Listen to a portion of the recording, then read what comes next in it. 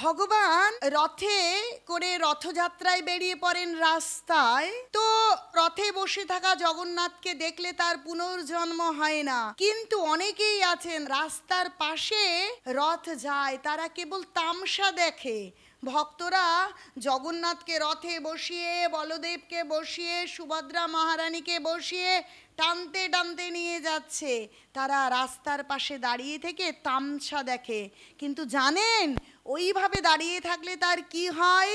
জগন্নাথের সঙ্গে সঙ্গে চলতে হয়। সেদিন জগন্নাথ রাস্তায় চলছেন, আর আপনারা যদি রাস্তায় দাঁড়িয়ে তামসা দেখেন, ভগবানের সঙ্গে না চলেন, তাহলে শাস্ত্র বলছে যে তারা চণ্ডালের থেকেও নিকৃষ্ট গতি হয় তাদের। কারণ ভগবান সেদিন জগৎজনকে কৃপা করতে রাস্তায় বেরিয়েছেন। তাই জগন্নাথ সেদিন দ্বারকা থেকে বৃন্দাবনে রওনা হয়েছে। তাই সমস্ত জগৎবাসীর কর্তব্য ভগবানকে দর্শন করে, প্রণাম করে তার কৃপা লাভ করা এবং জগন্নাথের সঙ্গে সঙ্গে এগিয়ে চলা এবং জগন্নাথের রথের দড়ি ধরে টেনে নিয়ে চলা।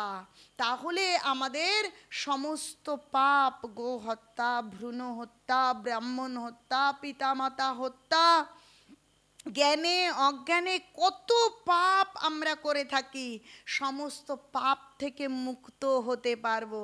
তাই আপনারা সকলে রথযাত্রায় আসুন, দর্শন করুন এবং রথের সঙ্গে সঙ্গে রথের দড়ি ধরে টেনে নিয়ে এগিয়ে চলুন জগন্নাথের সঙ্গে। জীবনকে ভগবান মুখী করুন, কৃষ্ণ ভাবনাময় করুন। নিতাই গৌর প্রেমানন্দে। হরি হরি বল।